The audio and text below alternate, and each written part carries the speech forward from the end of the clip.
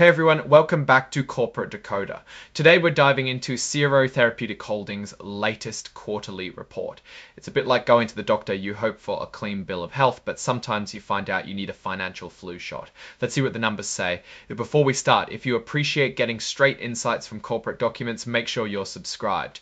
We also have a Discord community linked in the description below. This is their quarterly report of Form 10Q for the period ending March 31, 2025. This document tells us about their performance, what the company owns, what it owes, and any big risks they see on the horizon.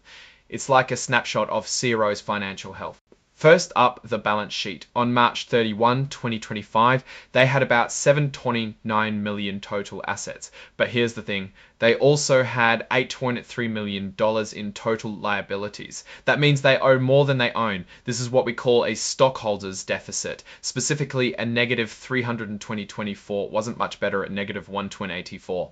Wasn't much better at negative 1.8 and 300 Lazanavani 120.24. Wasn't much better at negative 1.85. They had about $799 and $399 in $300 and 386 decks.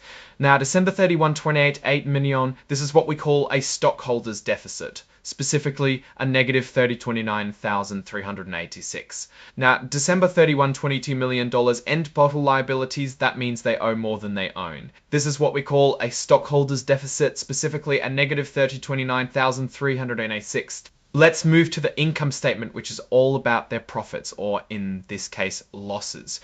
For the 3 months ending March 31, 25, their net loss was about $5.1 million. Ouch. Now, last year it was only $1.7 million, which means their losses have increased a lot, about 1,222%. The net loss per common share, that's how much money they are losing per share. It was $1.59 compared to $12 shares, and combined them to artificially increase the value of each share last year. However, this isn't a straight apples to apples comparison because they did a reverse stock split in January. That means they took a lot of shares and combined them to artificially increase the value of their company. It didn't work. It still lost money. The statement of cash flows tells where the company's cash came from and where it went, and it looks like they are burning cash, but their financing activities are keeping them afloat. The cash at the end of the period was $5.2 million, up from $3.3 million from the end of last year. And however, even if they are increasing cash, it looks like it's due to financing, aka investment. It's not because the business is making money. Here's something important to keep in mind as the report states. These conditions raise substantial doubt about the company's ability to continue as a going concern. That basically means there is a risk about them not being able to make it without more cash to stay afloat. The company did a reverse stock split, consolidating every 100 shares into one. This is often done to boost the stock price, especially when a company is trying to maintain its listing on an exchange like Nasdaq, as low stock prices can lead to delisting. Now, let's check the forward-looking statements. These are basically the company's own list of things that might go wrong. Basically, all of these forward-looking statements, well, they might not actually happen. So be careful when you are investing. The good news is that CERO doesn't expect to be involved in any significant legal battles right now. Time to get into the risk factors. These are the things that could really hurt their business. Here's a couple of interesting things. The value of existing shares goes down because they're issuing more shares, and that will result in a financial hit.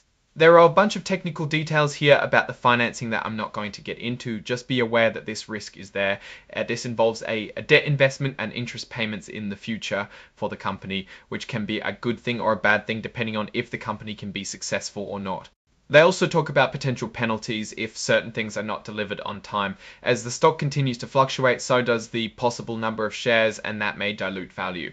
The company's management said they plan to increase research and development expenses and general and administrative expenses for the foreseeable future. There is significant pressure as a company that lost $5 million this quarter to manage expenses and maintain a runway for the company. Time for my take on CERO Therapeutics. CERO finds itself in a tough spot right now. I wouldn't call it dire, but definitely concerning. They're losing a significant amount of money, and that has a direct impact on the stockholders for Trough. Even though they are continuing to get funding, their losses per share may increase with the value diluting. I'd also be concerned as their management states they may lack the resources to be successful. But the biggest thing that would change my mind about CRO would be good phase 1 trial results. But without those, it's hard to recommend taking on the big risks that this report shows. Alright, that's our breakdown of CERO's latest filing. What's your take on these numbers and what they signal for the company's future? Drop your thoughts in the comments. If this analysis was valuable, hitting that like button really helps, and subscribe for more deep dives. Don't forget to check out the Discord in the description. Thanks for watching. See you next time.